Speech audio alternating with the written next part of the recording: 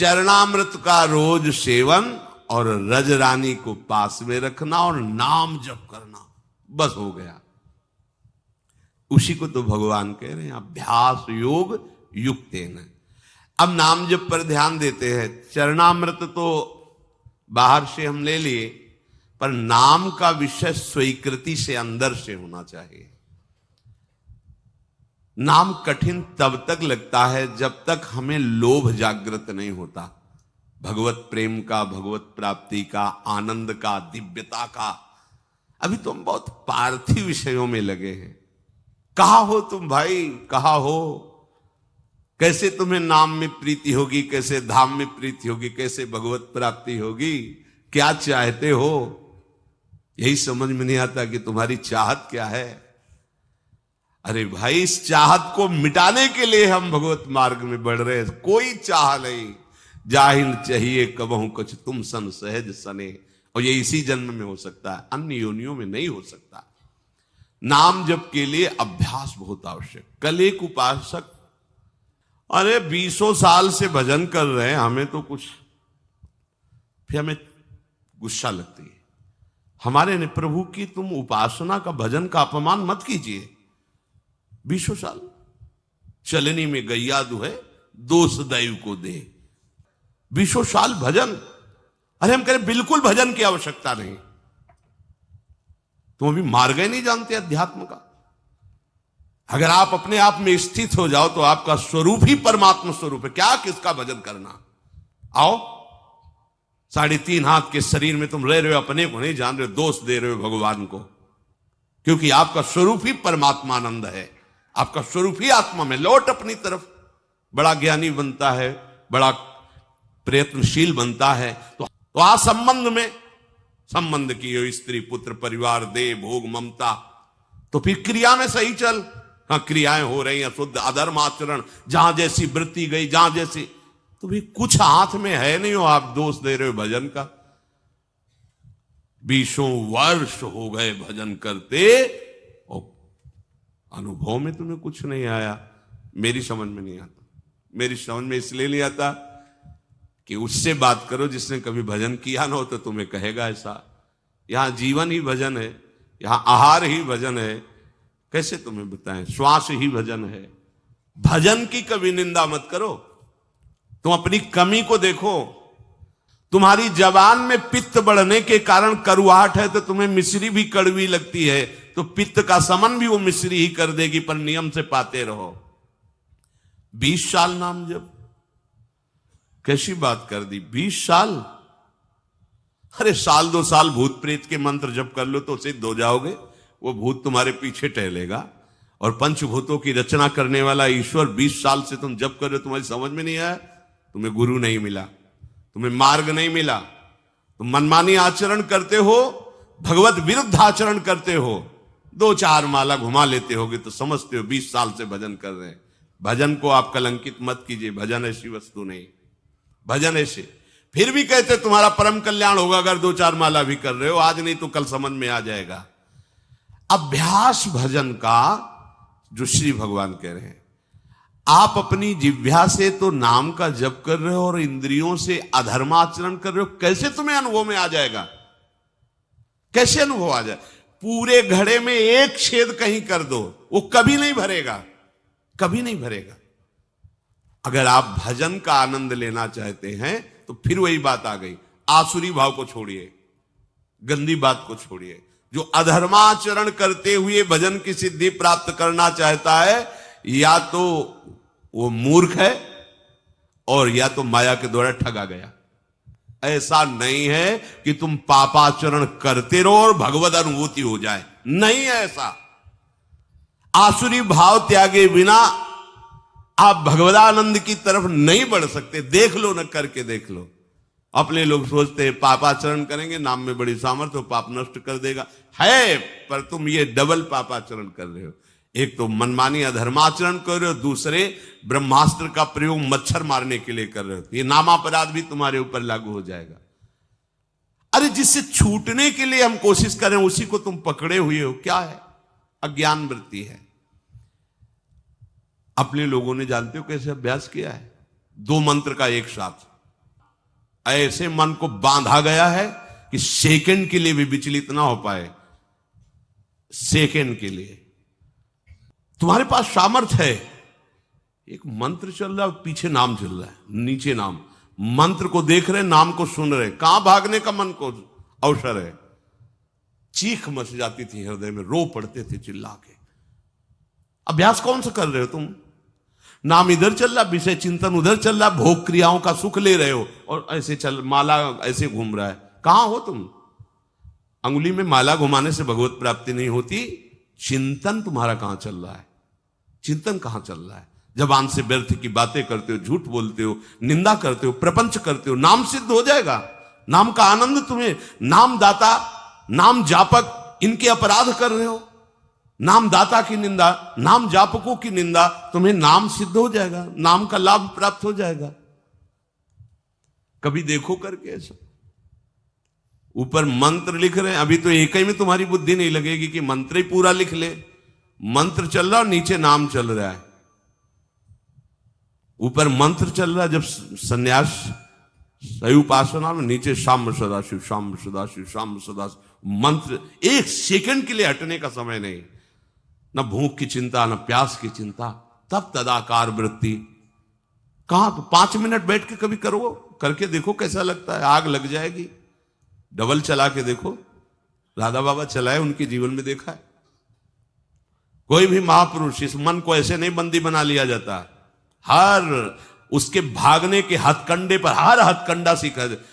इसीलिए तो गुरु मेहरबान तो चेला पहलवान। यहां दंड बैठक वाली पहलवानी नहीं है, यहां यही पहलवानी, युक्ति से मुक्ति। भाग तू कहां भागेगा? वो मन नहीं लगता।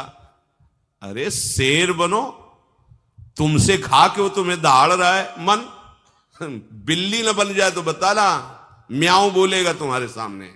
तुम्हारे हाथ में डंडा है गुरु का, कृपा प्रसाद नाम मंत्र, फंसा इसको।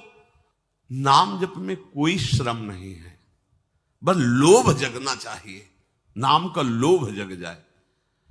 पूरी पूरी रात एक ही करवट में व्यतीत हो गई है, गूंज रहा है मंत्र। कभी उल्लुओं की आवाज या सिंहार की आवाज रात्रि में भले सुनाई दे, नहीं गंगा किनारे केवल मंत्र गूंज रहा है।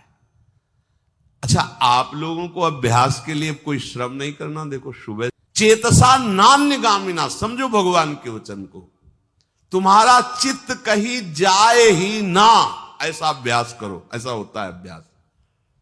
नामाकार वृत्ति, भगवदाकार वृत्ति, ये किस जन्म में करोगे? कब करोगे? यही अवसर है। वो तो अवसर मिल गया है, भजन का अवसर। इससे बड़ा कोई लाभ नहीं।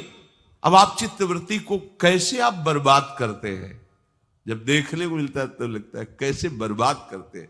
ये समय यौवन अवस्था का एकमात्र भगवदाकार वृत्ति के लिए। तुम्हारी नेत्रों की ज्योति चमकनी चाहिए और नासाग्र में दिखनी चाहिए। जब आपकी तरफ नेत्रों को देखे तो लगे हाँ, एकाग्र दृष्टि, भगवदाकार दृष्टि है। जैसे उल्लू है ना, दिन में उसको कुछ नहीं दिखाई देता, रात्रि में उसके नेत्र चमकते हैं। ऐसे ही हमारी कुछ दृष्टि है। ज्ञान में हम अंधे हैं और अज्ञान अंधकार में खूब बढ़िया नेत्र काम करते। हाँ, वो ऐसा, ये भोग सामग्री, ये अंधकार। अंधकार में उल्लू को बढ़िया दिखाई देता है, लेकिन दिन के प्रकाश में उसको कुछ नहीं दिखाई देता। तो भक्ति का प्रकाश और ज्ञान का प्रकाश हमारे नेत्रों में नहीं समझ में आ रहा। माया का अंधकार हमारे समझ में आ रहा, काम क्रोध लोभ मोह, तभी हमारे उल्लू बना रही माया हमें। नाम रूपी धन, प्रियालाल के रूप का ध्यान, प्रियालाल की सेवा, इससे वंचित किए हुए है। श्री हरि को जिसने आत्मसमर्पण कर दिया, उसका सब कुछ सार्थक हो गया। प्रभु को समर्पित हो जाना। अरे आत्मसमर्पण की वृत्ति में तो आकर देखो, नाच पड़ोगे अभी। इसीलिए कह रहे भगवत प्राप्ति में कुछ श्रम नहीं है। श्रम है इस ममता को बटोरने में, बस इसको समेटने में। एकदम भगवत प्राप्त अभी हो आप समझो, आपको कुछ नहीं प्राप्त करना, कुछ नहीं प्राप्त करना। आपको समझ में मतलब वो नहीं आएगी बात जो हम कह रहे हैं। आपका स्वरूप ही भगवत स्वरूप है। आप किसी माटी से बने हुए नहीं है, आप भगवान से बने हुए हैं। ये भगवान से प्रकट हुआ है और वो केवल भगवान है। ये अंदर की बात तुम्हें कह रहे, शुद्ध शुद्ध बुद्ध बात है। ये भगवान से प्रकट हुआ है, भगवान से। ये जो पंचभूत है ना, ये भगवान से प्रकट हुए हैं और ये भगवान ही है, भगवान से प्रकट नहीं हुआ है। जैसे एक कांच के मंदिर में बहुत से अपने रूप दिखाई दे तो छोटा बालक नहीं समझता कि अपना ही रूप है, ऐसे सच्ची मानना। वही बैठे खेल रहे हैं, आप हो ही नहीं। आप अपने को भ्रम में फांस लिए हो। आपकी सत्ता तब तक अलग है जब तक आप अपने को शरीर मान रहे हैं। तक तुम्हें कुछ प्राप्त नहीं करना, तुम भगवत स्वरूप हो। बस ये राग छोड़ लो। अब हमारे स्वामी का स्वभाव है, अगर तुम दासत्व में हो तो तुम्हें वो स्वामी बना देंगे। देख लो ना, रथ हाँक रहे हो, बैठे स्वामी बने, पैर दबा रहे हैं, लंगोटी धो रहे हैं, ये स्वामी है। दासत्व का भाव रखोगे तो स्वामी तुम्हें स्वामी बना देगा, बचोगे ही नहीं, तुम्हारा अस्तित्व ही नहीं रहेगा, अपने में समेट लेगा, मिला लेगा और मैं बना देगा। आत्मसमर्पण नहीं कर पा रहे हो, आत्मसमर्पण केवल बातें बना रहे हो, हम शरणागत हैं, हम आपके हैं, नहीं कर पा रहे हो। ऐसे अब ये कोई खीर तो है नहीं कि बना के खवा दे तुम स्वस्थ हो जाओ, पुष्ट हो जाओ। बस समझा ही सकते हैं, उपाय बता सकते हैं। स्वीकृति आपकी, आप स्वीकार न करो तो क्या कर सकते हैं? कुछ नहीं, केवल अपना अस्तित्व हटा देना है। जोई जोई प्यारो करे सोई मोई, परमानंद में मगन। नहीं मान रहे। हमें तो बहुत आश्चर्य होता है कि आज्ञा स्पष्ट रकील खिंची हुई, इधर नहीं जाना, पर वो कह रहा है कि तुम्हारी एक नहीं सुनेंगे। तुम कहोगे नहीं जाना, तुम इधर ही रहेंगे। अब हम कैसे कह सकते हैं? इसीलिए भगवान के अवतार हुए, महापुरुषों के अवतार हुए, पर अपने लोगों का कल्याण नहीं हो पाया, क्योंकि हम लोग ऐसे ही हैं कि इधर जाना नहीं तो उधर ही खड़े रहेंगे, हम इधर आएंगे ही नहीं। ये स्वभाव उल्टा आसुरी भाव। जो भगवान के चिंतन में निरंतर डूबे हुए हैं, उन महात्माओं की चरण धूल में जिसने अपने को स्नान करा लिया, वही आत्मसमर्पण कर पाता है। अब आप धूल ही ढूंढोगे कि भैया स्नान करना है, धूल से। धूल का तात्पर्य है आपको अत्यंत दैन्य होकर उनकी आज्ञा में रहना है। देखो, हम जो बात कह रहे हैं उसको अंतर से समझो। धूलि का तात्पर्य लौट जाना नहीं कि अभी लौट गए तो तुम्हारा आत्मसमर्पण हो जाएगा। धूलि का तात्पर्य है कि चरण धूलि मतलब चरणों के एकदम नीचे है वो। चरण धूलि, चरण पड़ने पर नीचे ही तो रहती ना। अर्थात तुम इतने दैन्य हो जाओ कि उनके चरण तलवे हो। तुम्हारी कोई भी इच्छा, कोई भी बात कुछ नहीं, उनकी बात है, उनकी आज्ञा है, उनकी इच्छा है। इससे हो क्या हो जाएगा? हरिक से आत्मसमर्पण, प्रियाजू से आत्मसमर्पण। मैंने जो विज्ञान से तुम्हें विशुद्ध भागवत धर्म सुनाया, अगर इसको सुन लिया जाए, स्वीकार कर लिया जाए, तो इसी जन्म में भगवत साक्षात्कार हो जाए। भगवान कह रहे हैं इसे अभ्यास से स्वीकार करो, चित्तवृत्ति को नाम में लगाओ।